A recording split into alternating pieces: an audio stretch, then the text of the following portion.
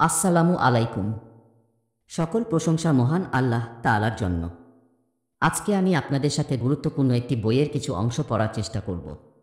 বইটির নাম আর রাহিকুল মাকতুম, যার লেখক শায়েখ সফিউর রহমান মুবারকপুরি রাহিমাহুল্লাহ এবং বাংলা অনুবাদক আবুল হাসানাত কাসিম, রিফাত মাহমুদ, আলামিন ফেরদৌস, মুহাম্মদ ফয়জুর রহমান। বইটির প্রথম থেকে ৩৮তম পর্ব ইতিমধ্যে চ্যানেলে দেওয়া আছে।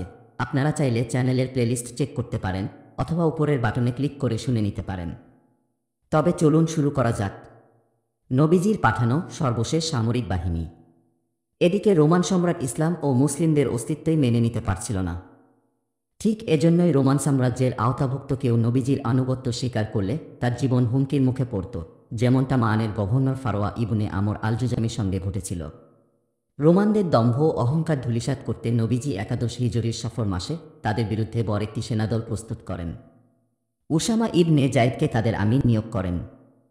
তাকে আদেশ দেন বালাকা ও ফিলিস্তিনের দারুম অঞ্চলে অশ্বারোহী যোদ্ধাদের দিয়ে মহড়া করতে।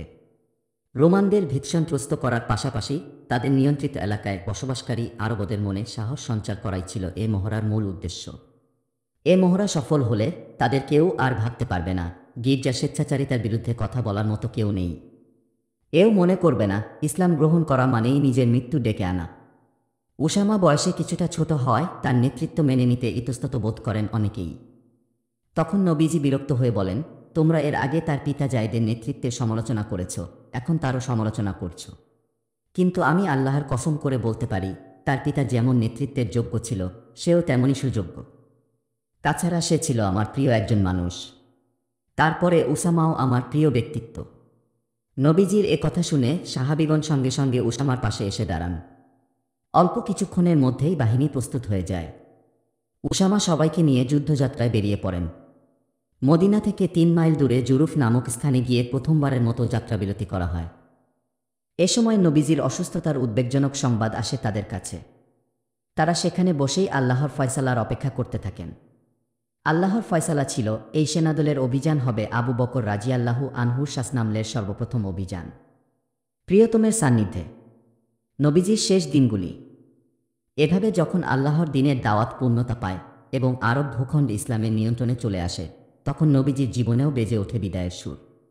তার কথাবার্তা, আচরণ ও বেশভঙ্গিতে এই সুরই যেন প্রতিধ্বনিত হতে থাকে। ক্রমাগত ১০ম হিজরির রামাদানে তিনি ২০ দিন ইতিকাফ করেন, অথচ অন্যান্য বছর স্বাভাবিকভাবে তিনি ইতিকাফ করতেন ১০ দিন।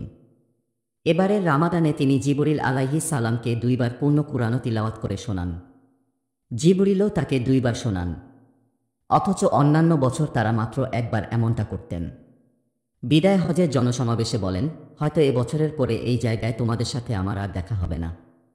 হজের শেষ দিকে জামরাতুল আকাবার পাশে দাঁড়িয়ে বলেন, তোমরা আমার কাছ থেকে হজের বিধানগুলো শিখে রাখো। এই বছরের পরে হয়তো আর হজ করা হবে না আমার। এরই মধ্যে জিলহজের ১২ তারিখে সূরা নাসর অবতীর্ণ হয়। তখন তার কাছে একেবারে পরিষ্কার হয়ে যায় এটাই তার জীবনের শেষ বছর। তখন থেকেই বেকুল হয়ে ওঠে নবীজির মন। হিজরি ১১ সালের সফর মাসের শুরুতে নবীজি একদিন উহুদের প্রান্তরে উপস্থিত হন। শহীদদের জন্য দোয়া করেন। দেখে মনে হয় তিনি বুঝি জীবিত মৃত সবাইকেই বিদায় জানাচ্ছেন। সেখান থেকে ফিরে মসজিদে নববীর মিম্বারে এসে দাঁড়ান। সবাইকে লক্ষ্য করে বলেন, আমি তোমাদের জন্য অগ্রে প্রেরিত হব আর তোমাদের হয়ে আল্লাহর নিকট সাক্ষ্য দেব। আল্লাহর কসম, এই মুহূর্তে এখানে দাঁড়িয়ে আমি আমার হাউজে কাউসার দেখতে পাচ্ছি। আমাকে পৃথিবীর ধনভাণ্ডারের সকল চাবি দিয়ে দেওয়া হয়েছে। আল্লাহর কসম, আমার মৃত্যুর পর তোমরা শিরকে লিপ্ত হবে এ আশঙ্কা আমি করি না। তবে তোমাদের ব্যাপারে আমার ভয় হয় পার্থিব সম্পদ লাভে তোমরা একে অন্যের সাথে প্রতিযোগিতায় লিপ্ত হয়ে পড়বে। এরই মধ্যে একবার মধ্যরাতে তিনি মদিনার জান্নাতুল বাকি কবরস্থানে যান। মৃতদের জন্য ইস্তিগফার করেন।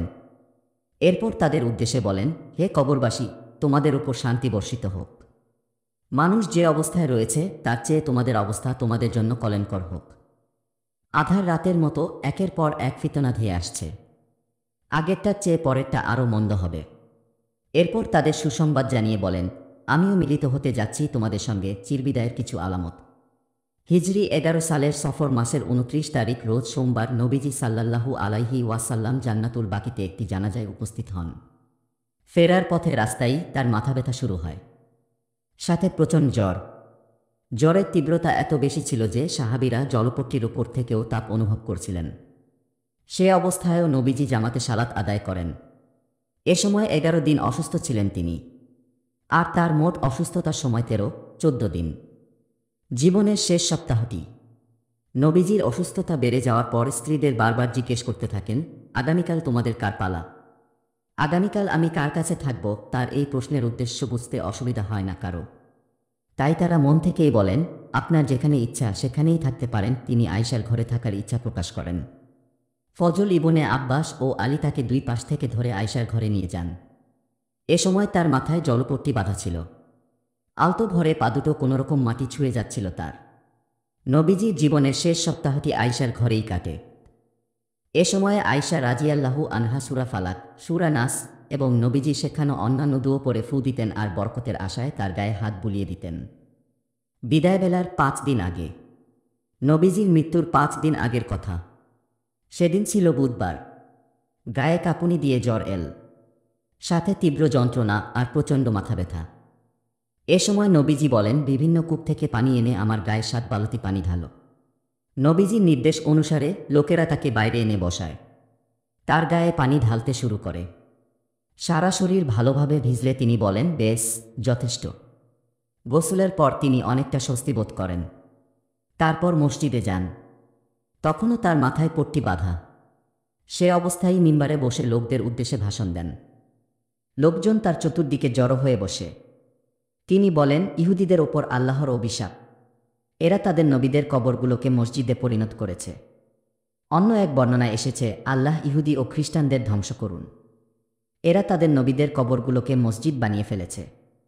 তোমরা আমার কবরকে মূর্তির মতো পূজনীয় বানিও না। এরপর তিনি সবাইকে অবাক করে দিয়ে বলেন, যদি আমি কারো পিঠে চাবুক মেরে থাকি, তবে এই হলো আমার পিঠ, সে যেন প্রতিশোধ নিয়ে নেয়। যদি কাউকে অপমান করে থাকি, তবে এই যে আমি এখানে দাঁড়িয়ে, সে যেন এসে প্রতিশোধ নিয়ে নেয়।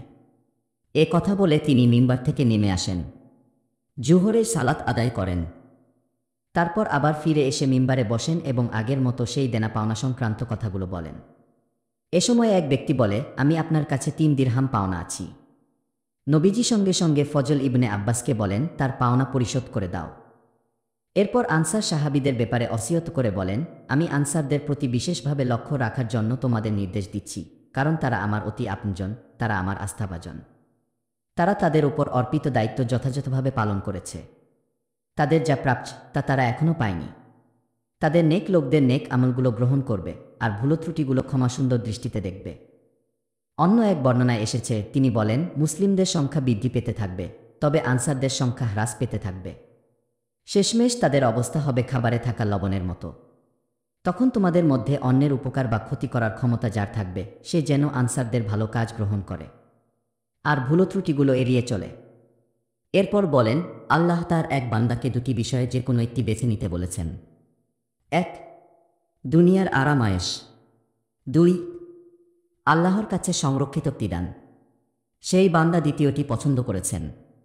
নবীজির মুখে এ কথা শুনে আবু বকর রাজিয়াল্লাহু আনহু কাঁদতে শুরু করেন।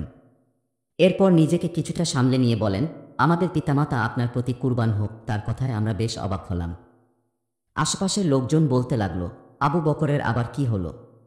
নবীজি আল্লাহর এক বান্দা সংবাদ দিয়েছেন, আর সে বলছে, আপনার প্রতি আমাদের মাতা পিতা কুরবান হোক। কিসের সাথে কি মিলাচ্ছে? পরে অবশ্য তারা বুঝতে পারে, আল্লাহর সেই বান্দা আর কেউ নন, আমাদের প্রিয় নবী মুহাম্মাদুর রাসূলুল্লাহ সাল্লাল্লাহু আলাইহি ওয়াসাল্লাম। আবু বকর ছিলেন আমাদের ভেতর সবচেয়ে প্রাজ্ঞ একজন মানুষ। তাই নবীজির সামান্য ইঙ্গিতেই তিনি মূল বিষয়টি বুঝে গিয়েছিলেন। এরপর নবীজি বলেন, এই আবু বকরই তার সম্পদ ও সংস্পর্শ দিয়ে আমার প্রতি সবচেয়ে বেশি ইহসান করেছে। যদি আমি আল্লাহ ছাড়া কাউকে খলিল, অন্তরঙ্গ বন্ধু হিসেবে গ্রহণ করার সুযোগ পেতাম, তাহলে আবু বকরকেই গ্রহণ করতাম।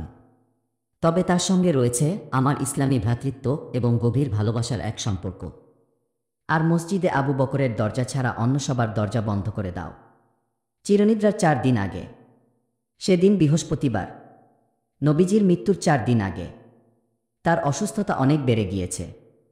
এমন সময় নবীজি লোকদের ডেকে বলেন, তোমরা কাগজ কলম নিয়ে এসো, আমি তোমাদের জন্য কিছু লিখে দিয়ে যাই, যাতে তোমরা ভবিষ্যতে গোমরাহ হয়ে না যাও। ঘরে তখন অন্য অনেকের সাথে উমারও উপস্থিত ছিলেন। উমার বলেন, নবীজি এখন ভীষণ অসুস্থ, আর তোমাদের কাছে তো কোরআনও আছেই, সেটাই তোমাদের জন্য যথেষ্ট। এই মুহূর্তে তাকে কষ্ট দেওয়া ঠিক হবে না। এ নিয়ে উপস্থিত লোকদের মধ্যে বাগ্বিতণ্ডা শুরু হয়ে যায়। একদল বলছিল, এসো, আল্লাহর রাসূল তোমাদের জন্য কিছু লিখে দেবেন। আরেক দল উমারের মতো সমর্থন করছিল। একসময় তাদের কথাবার্তা তুমুল শোরগোলে রূপ নেয়। নবীজি তখন বলেন, সবাই এখান থেকে চলে যাও। নবীজি সেদিন 3টি অসিয়ত করেন। 1. ইহুদি, নাসারা ও মুশরিকদের আরব উপদ্বীপ থেকে বের করে দিতে হবে। 2. যেসব জায়গায় তিনি প্রতিনিধি দল পাঠাবেন বলে মনস্থির করেছিলেন, সেসব জায়গায় প্রতিনিধি পাঠানোর ধারা অব্যাহত রাখতে হবে। নবীজি 3য় পরামর্শটি বর্ণনাকারী ভুলে গিয়েছেন, তবে সেটি হয়তো কুরআন সুন্নাহ আঁকড়ে ধরা, উসামা রাজিয়াল্লাহু আনহু সৈন্যদলের কার্যক্রম অব্যাহত রাখা, অথবা সালাত ও দাস্তাশিদের ব্যাপারে যত্নশীল হওয়া। এমন অসুস্থ অবস্থায়ও নবীজি সালাতের ইমামতি করে গিয়েছেন। এমনকি মৃত্যুর 4 দিন আগে তিনি সূরা মুরসালাত তিলাওয়াতের মাধ্যমে মাগরিবের সালাত আদায় করেন। ঈশার সময়ে তার অসুস্থতা খুব বেশি বেড়ে যায়। মসজিদে যাওয়ার ন্যূনতম শক্তিটুকুও আর অবশিষ্ট থাকে না। আয়েশা রাজিয়াল্লাহু আনহা বলেন, আল্লাহর রাসূল জানতে চেয়েছেন, লোকজন কি সালাত আদায় করে ফেলেছে? আমরা বলি, না, কেউ সালাত পড়েনি এখনো, সবাই আপনার অপেক্ষায় আছে। তিনি বলেন, তোমরা আমার জন্য পানি নিয়ে এসো। আমরা পানি আনলে তিনি তা দিয়ে গোসল করেন। এরপর উঠতে গিয়ে বেহুশ হয়ে পড়ে যান।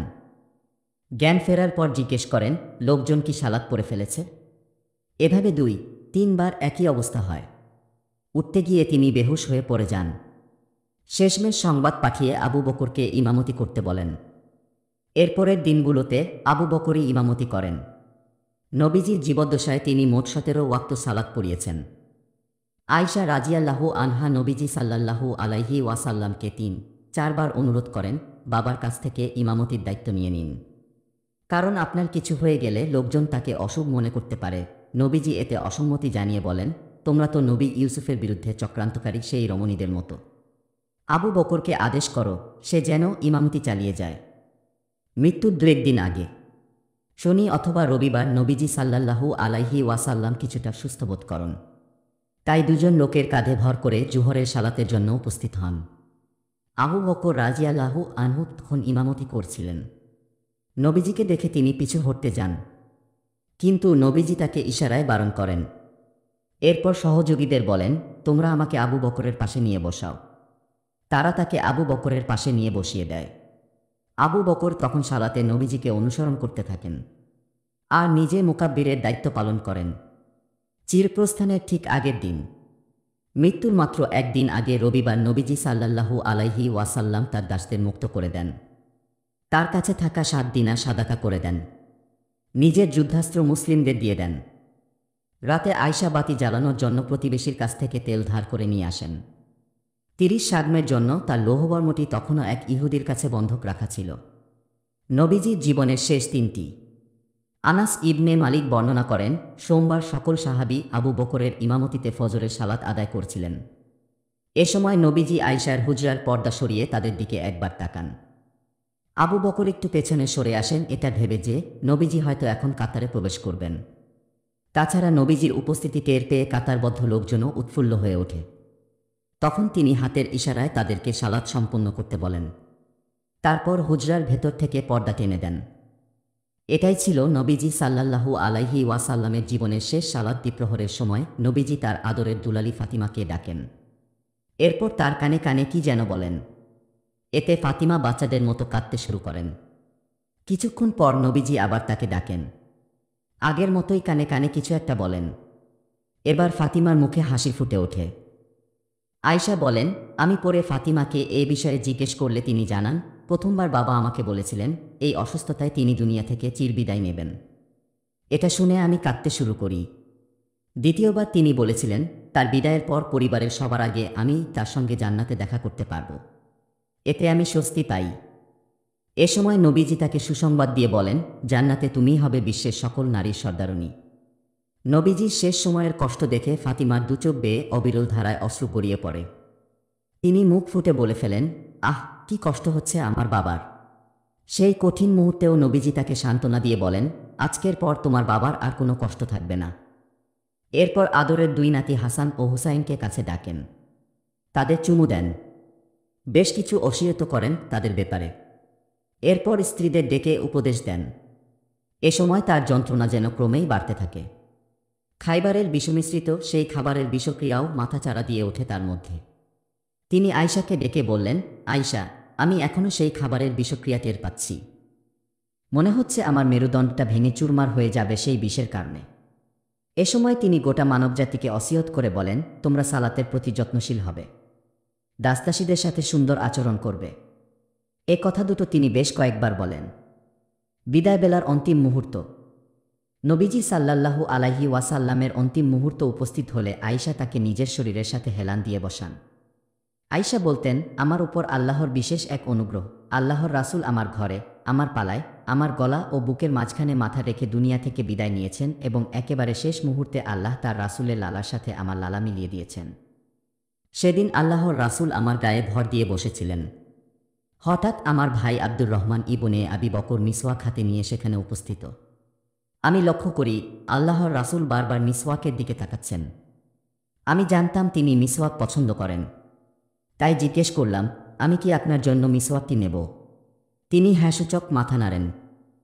তখন আমি আব্দুর রহমানের কাছ থেকে মিসওয়াকটি নিয়ে আল্লাহর রাসূলকে দিলাম, কিন্তু সেটা তার কাছে বেশ শক্ত লাগছিল। আমি জিজ্ঞেস করলাম, আমি কি মিসওয়াকটি নরম করে দেব? এবারও তিনি আগের মতো মাথা নাড়েন। আমি তা চিবিয়ে নরম করে দিলাম। এরপর তিনি সেটা ব্যবহার করলেন। এক বর্ণনায় এসেছে, নবীজি সেদিন খুবই চমৎকারভাবে মিসওয়াক করেন। তার সামনে একটি পাত্রে কিছু পানি রাখা ছিল। তিনি সেই পানিতে হাত চুবিয়ে বারবার চেহারায় হাত বোলাচ্ছেন আর বলেছেন, লা ইলাহা ইল্লাল্লাহ, মৃত্যু যন্ত্রণা বড় কঠিন। মিসওয়াক করা শেষ হলে তিনি ওপরের দিকে আঙুল তুলে ইশারা করেন। চোখ মেলে ছাদের দিকে তাকান। হঠাৎ ঠোঁট দুটো আলতো করে নড়ে ওঠে। আয়শা রাজিয়াল্লাহু আনহা তখন পূর্ণ মনোযোগ নিবদ্ধ করেন তার দিকে, কান পাতেন ঠোঁটের কাছে। তখন তিনি শেষবারের মতো উচ্চারণ করছিলেন, হে আল্লাহ, নবী, সিদ্দিক, শহীদ ও সৎকর্মশীল সহ আরও যাদের প্রতি আপনি অনুগ্রহ করেছেন, আমাকেও তাদের দলভুক্ত করে দিন। হে আল্লাহ, আমাকে ক্ষমা করে দিন, আমার প্রতি দয়া করুন, আমাকে মিলিত করে দিন আমার প্রিয়তমের সাথে। হে আল্লাহ, আপনিই তো আমার প্রিয়তম। শেষের বাক্যটি তিনি 3 বার উচ্চারণ করেন। এরপর তার হাত একদিকে ঝুলে পড়ে। তিনি মিলিত হন তার পরম প্রিয়তম মহান রবের সাথে। ইন্নালিল্লাহি ওয়া ইন্না ইলাইহি রাজিউন। এই মর্মস্পর্শী হৃদয়বিদারক ঘটনাটি ঘটে 11 হিজরির রবিউল আওয়াল মাসের 12 তারিখ সোমবার দ্বিপ্রহরে। মৃত্যুর সময় নবীজির বয়স হয়েছিল 63 বছর 4 দিন। সীমাহীন শোকে মুহ্যমান পৃথিবী। মুহূর্তের মাঝে সর্বত্র ছড়িয়ে পড়ে তীব্র শোকের এই বার্তাটি। মদিনার বুকে হঠাৎ নেমে আসে এক অনন্ত যাতনার নিক্স কালো আধার। আকাশ বাতাস নিমেষের ভেতর ভারী হয়ে যায়। কান্নায় ভেঙে পড়ে ছোট বড় সবাই। আনাস ইবনে মালিক বলেন, আল্লাহর রাসূল সাল্লাল্লাহু আলাইহি ওয়াসাল্লাম যেদিন মদিনায় আগমন করেন, সেদিনের চেয়ে আনন্দময় আর উৎসবমুখর দিন আগে কখনো দেখিনি আমি। আবার যেদিন তিনি আমাদের ছেড়ে চলে যান, সেদিনের মতো শোকার্ত ও দুঃখভারাক্রান্ত দিনটিও আমার জীবনে দ্বিতীয়বার আসেনি। নবীজির মৃত্যুশোকে কাতর হয়ে ফাতিমা রাজিয়াল্লাহু আনহা বলে ওঠেন, বাবা, আপনি আপনার রবের ডাকে সাড়া দিয়েছেন। বাবা, জান্নাতুল ফিরদাউস হয়েছে আপনার ঠিকানা। বাবা, আপনার বিরহের বেদনা জিবরিল ছাড়া আর কাকে জানাব। সেদিন জিবরিলও ছিল ভীষণ শোকাতুর। প্রিয় রাসূলের কাছে আল্লাহর কালাম নিয়ে আসা চিরদিনের জন্য বন্ধ হয়ে গেল যে উমারের বক্তব্যে নবীজি মারা যাননি। নবীজির মৃত্যু সংবাদ শুনে উমার রাজিয়াল্লাহু আনহু তীব্র হুঙ্কার ছেড়ে বলেন, কিছু কিছু মুনাফিকের ধারণা আল্লাহর রাসূল মারা গিয়েছেন, অথচ তিনি মারা যাননি। তিনি কেবল তার রবের সান্নিধ্যে গিয়েছেন, ঠিক যেভাবে মুসা ইনে ইমরান 40 দিনের জন্য গিয়েছিলেন মহান রবের সান্নিধ্য পেতে। পরে তিনি ফিরে এসেছেন যখন সবাই ভাবছিল মুসা নিশ্চয়ই মারা গিয়েছে। আল্লাহর কসম, আল্লাহর রাসূলও আবার ফিরে আসবেন এবং সেসব লোকের হাত পা কেটে দেবেন যারা ভাবছে তিনি মৃত্যুবরণ করেছেন। আবু বকরের আগমন, ভুলভ্রান্তির অবসান। সে সময় আবু বকর রাজিয়াল্লাহু আনহু মদিনার সুনাহ এলাকায় তার নিজ বাড়িতে অবস্থান করছিলেন।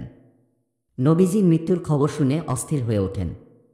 তীব্র বেগে ঘোড়া ছুটিয়ে হাজির হন ঘটনাস্থলে। কারো সাথে কোনো কথা না বলে সোজা মসজিদে নববীতে প্রবেশ করেন। সেখান থেকে আম্মাজান আয়শার কামরায়। এরপর ধীর পায়ে এগিয়ে যান নবীজির দিকে।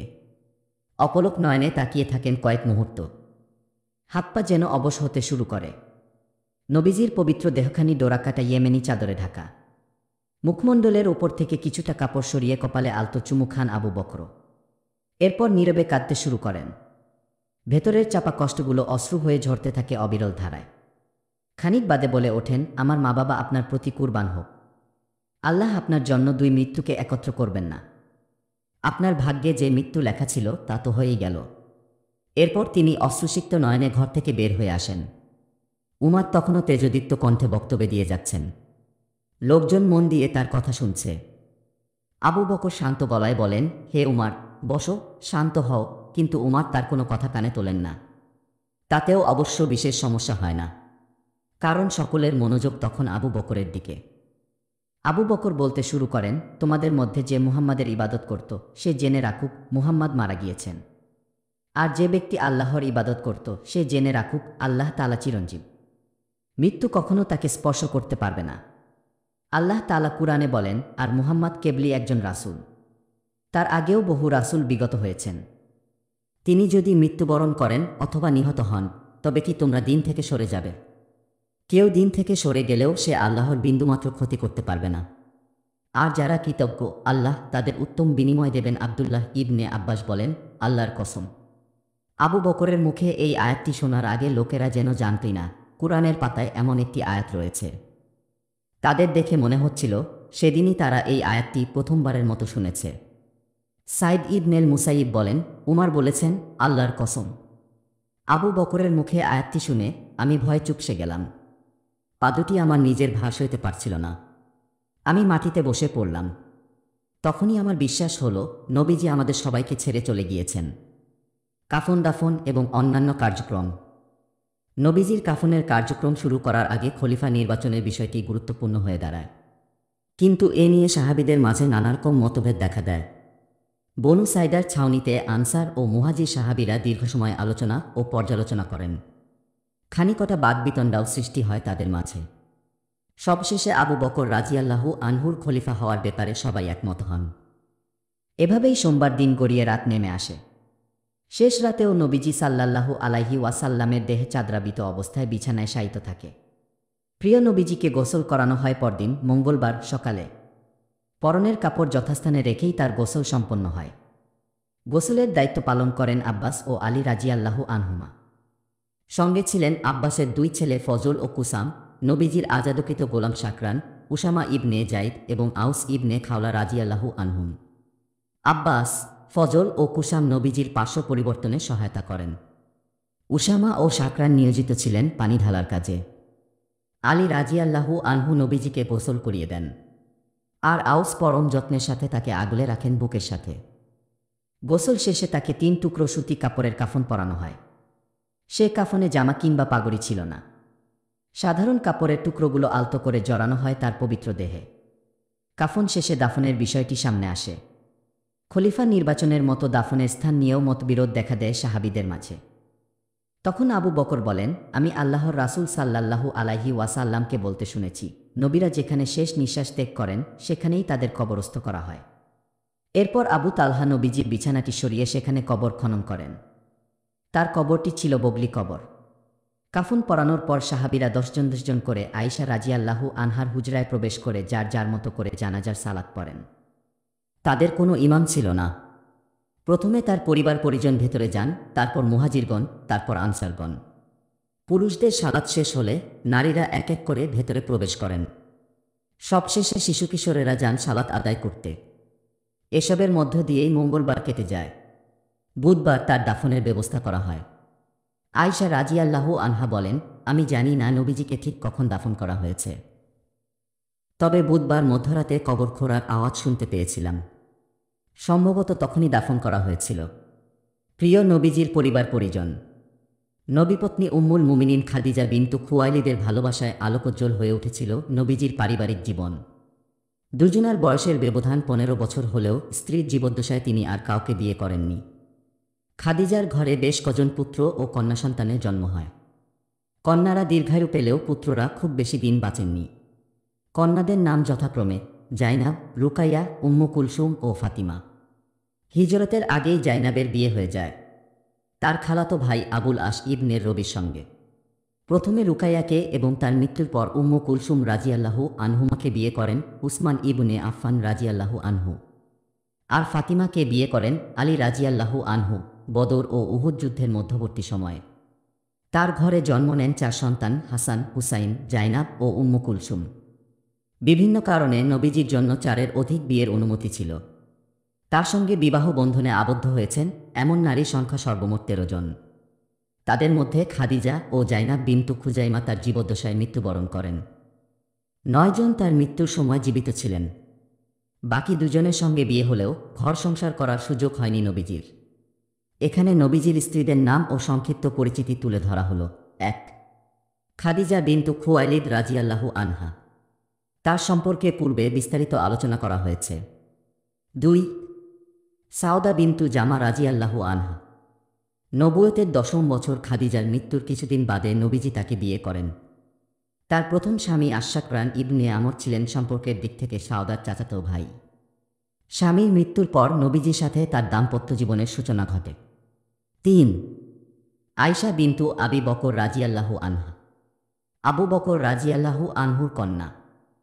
নবুয়তের 11 বছর অর্থাৎ সাউদার সঙ্গে বিবাহের 1 বছর পর বা হিজরতের 2 বছর 5 মাস আগে নবীজির সাথে তিনি বিবাহ বন্ধনে আবদ্ধ হন। সে সময় তার বয়স ছিল 6 বছর। হিজরতের 7 মাস পর শাওয়াল মাসে মদিনায় নবীজির সঙ্গে তার বাসর সম্পন্ন হয়। আয়শা রাজিয়াল্লাহু আনহা তখন 9 বছরের বালিকা। নবীজির স্ত্রীদের মধ্যে একমাত্র তিনিই ছিলেন কুমারী। একই সাথে তিনি নবীজির সর্বাধিক প্রিয়জন এবং এই উম্মতের সবচেয়ে বুদ্ধিমতী ও জ্ঞানী নারী। 4. হাফসা বিনতু উমার রাজিয়াল্লাহু আনহা। উমার রাজিয়াল্লাহু আনহুর কন্যা। প্রথমে তিনি খুনাইস ইবনে হুজাফা রাজিয়াল্লাহু আনহুর স্ত্রী ছিলেন। এই সাহাবী যুদ্ধে শহীদ হওয়ার পর নবীজি সাল্লাল্লাহু আলাইহি ওয়াসাল্লাম 3য় হিজরিতে তাকে স্ত্রী হিসেবে বরণ করে নেন। 5. জাইনাব বিনতু খুজাইমা রাজিয়াল্লাহু আনহা। তিনি বনু হিলাল ইবনি আমির ইবনি শাসা গোত্রের নারী। গরিবদের প্রতি মমতা ও সহানুভূতির কারণে মদিনায় উম্মুল মাসাকিন অসহায়দের মাজন্নী নামে পরিচিত ছিলেন। তিনি প্রথমে আবদুল্লাহ ইবনে জাহশ রাজিয়াল্লাহু আনহুকে বিয়ে করেন। উহুদের যুদ্ধে আবদুল্লাহ শহীদ হন। এরপর নবীজি জাইনাবের সাথে বিবাহবন্ধনে আবদ্ধ হন। তবে বিয়ের 2-3 মাস পরেই তিনি মৃত্যুবরণ করেন। 6. উম্মু সালামা রাজিয়াল্লাহু আনহা। প্রথম জীবনে তার বিয়ে হয়েছিল আবু সালামা রাজিয়াল্লাহু আনহুর সঙ্গে। 4র্থ হিজরির জুমাদাল আখিরা মাসে আবু সালামা মারা গেলে একই বছরের শাওয়াল মাসে বিধবা উম্মু সালামাকে স্ত্রী হিসেবে গ্রহণ করেন নবীজি। 7. জাইনাব বিনতু জাহশ রাজিয়াল্লাহু আনহা। তিনি বনু আসাদ ইবনি খুজাইমা গোত্রের নারী। আত্মীয়তার সূত্রে নবীজির ফুফাতো বোন। প্রথমে নবীজির পালক পুত্র জায়দের সঙ্গে তার বিয়ে হয়। পরে তাদের মাঝে বিচ্ছেদ হলে আল্লাহ তাআলা পবিত্র কুরআনে সূরা আহজাবে নবীজিকে সম্বোধন করে আয়াত নাজিল করেন। এরপর জায়েদ যখন জাইনাবের সাথে সম্পর্ক ছিন্ন করল, তখন আমি তাকে আপনার সাথে বিবাহ বন্ধনে আবদ্ধ করলাম। এই আয়াতে পালক পুত্র ও ওরসজাত সন্তান সমতুল্য নয় বলে ঘোষণা দেওয়া হয়। এ ব্যাপারে বিস্তারিত আলোচনা শীঘ্রই আসছে। 5ম হিজরির জিলকদ মাসে জাইনাবের সঙ্গে নবীজির বিয়ে অনুষ্ঠিত হয়। 8. জুয়াইরিয়া বিনতুল হারিস রাজিয়াল্লাহু আনহা। আরবের খুজা গোত্রের বনুল মুস্তালিক শাখা সর্দার হারিসের কন্যা। বনুল মুস্তালিকের যুদ্ধে তিনি বন্দী হন। গনিমতে হিসেবে তাকে সাবিত ইবনে কাইসের ভাগে দেওয়া হয়। পরে নবীজি তাকে নিজের দায়িত্বে নেন এবং 6ষ্ঠ হিজরির শাবান মাসে বিবাহবন্ধনে আবদ্ধ হন তারা। 9. উম্মু হাবিবা রামলা বিনতু আবি সুফিয়ান রাজিয়াল্লাহু আনহা। প্রথমে উবাইদুল্লাহ ইবনে জাহাসের স্ত্রী ছিলেন তিনি। দুজনেই ইসলাম গ্রহণ করে আফ্রিকার হাবশায় হিজরত করেন, কিন্তু সেখানে গিয়ে উবাইদুল্লাহ খ্রিস্টান হয়ে যায়। 7ম হিজরির মুহররম মাসে নবীজি আমর ইবনে উমাইয়ার মাধ্যমে হাবশার বাদশাহ নাজাসির কাছে চিঠি পাঠান। চিঠিতে তিনি উম্মু হাবিবাকে বিয়ের প্রস্তাব দেন।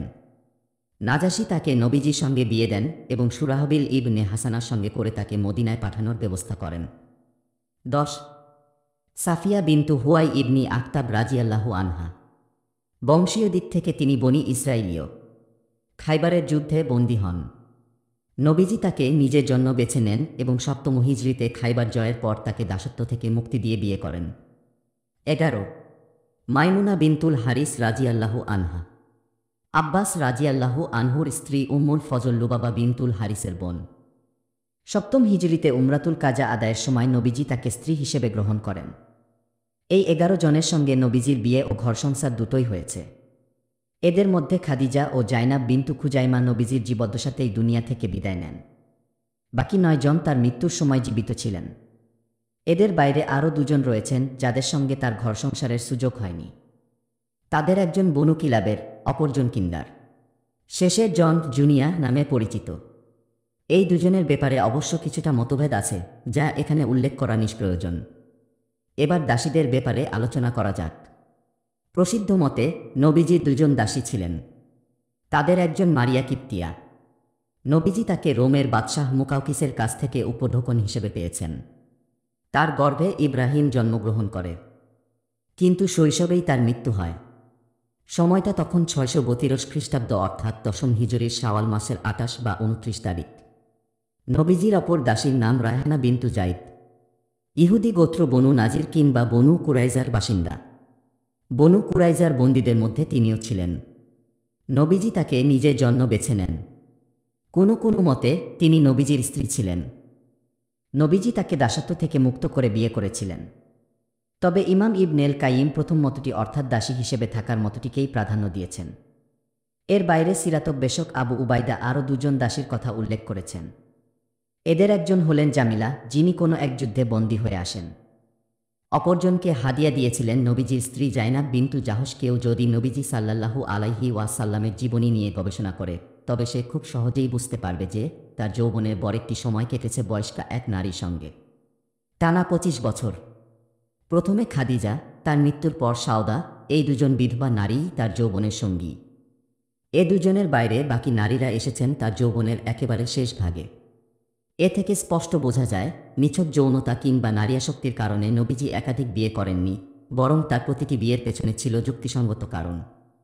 তাকে এমন কিছু লক্ষ্য উদ্দেশ্য সামনে রেখে বিয়েগুলো করতে হয়েছে, যেগুলো সাধারণ বিয়েতে অনুপস্থিত। আমরা এখানে পাঠকের জন্য সেই উদ্দেশ্যগুলো ব্যাখ্যা করতে চেষ্টা করব। 1. আবু বকরের কন্যা আয়শা এবং উমারের কন্যা হাফসাকে নবীজির বিয়ে করা, আলীর কাছে আদরের দুলালি ফাতিমাকে এবং উসমানের কাছে রুকাইয়া ও উম্মু কুলসুমকে পাত্রস্থ করা এদিকে ইঙ্গিত করে যে নবীজি এই মহান 4 ব্যক্তির সঙ্গে অন্তরঙ্গ সম্পর্ক গড়ে তুলতে চেয়েছিলেন, কারণ তারা সবসময় ইসলামের জন্য সর্বাত্মক ত্যাগ স্বীকার করেছেন। তাছাড়া আল্লাহ তাআলাও চেয়েছেন তাদের এই বন্ধন অটুট থাকুক। বৈবাহিক সম্পর্কের মর্যাদা রক্ষা করা ছিল আরবের 1000 বছরের ঐতিহ্য ও সংস্কৃতি। বিভিন্ন গোত্রের সঙ্গে সুসম্পর্ক তৈরি করতে এটি ছিল তাদের অব্যর্থ এক মাধ্যম। বৈবাহিক সম্পর্কে আবদ্ধ গোত্রের সাথে বিরোধ করাকে তারা নীচতার পরিচয় হিসেবে বিবেচনা করত। তাই নবীজি বিভিন্ন গোত্রের নারীকে বিয়ে করার মধ্য দিয়ে নিজেদের মধ্যকার শত্রুতা ও প্রতিহিংসার অনল ইসলামের স্বার্থে অবদমিত করতে চেয়েছিলেন। যেমন উম্মু সালামা ছিলেন বনু মাকজুম গোত্রের। আবু জাহল ও ইসলামের প্রথম দিকের শত্রু খালিদ ইবনেল ওয়ালিদ ছিলেন এই গোত্রেরই। তাই নবীজি তাকে বিয়ে করার কারণে উহুদ যুদ্ধে মুসলিমদের বিরুদ্ধে খালিদ ইবনেল ওয়ালিদের যে ইস্পাতকঠিন অবস্থান ছিল, পরে সেটা অনেকটাই নড়বড়ে হয়ে যায় এবং অল্প কিছুদিন বাদেই তিনি ইসলাম গ্রহণ করেন। উম্মু হাবিবার সঙ্গে বিয়ের পর আবু সুফিয়ান নবীজির বিরুদ্ধে আর কোনো যুদ্ধে মুখোমুখি হননি। শুধু তাই নয়, জুয়াইরিয়া ও সাফিয়ার সঙ্গে বিয়ের পর ইহুদিদের শক্তিশালী 2টি গোত্র বনুল মুস্তালিক ও বনু নাজিরের সঙ্গে সংঘাত ও শত্রুতা মিটে যায়। জুয়াইরিয়ার বিয়ে তার গোত্রের জন্য কলেঙ্কর হয়ে ধরা দেয়। নবীজির সঙ্গে তার বিয়ের পর সাহাবীরা তার গোত্রের অন্তত 100টি পরিবারকে বন্দিদশা থেকে মুক্ত করে দিয়ে বলেন, এরা নবীজির শ্বশুরবাড়ির লোক, তাই এদেরকে গোলাম করে রাখা যাবে না। নবীজির এই কলেঙ্চিন্তার গভীর প্রভাব পড়েছিল মানুষের হৃদয়ে।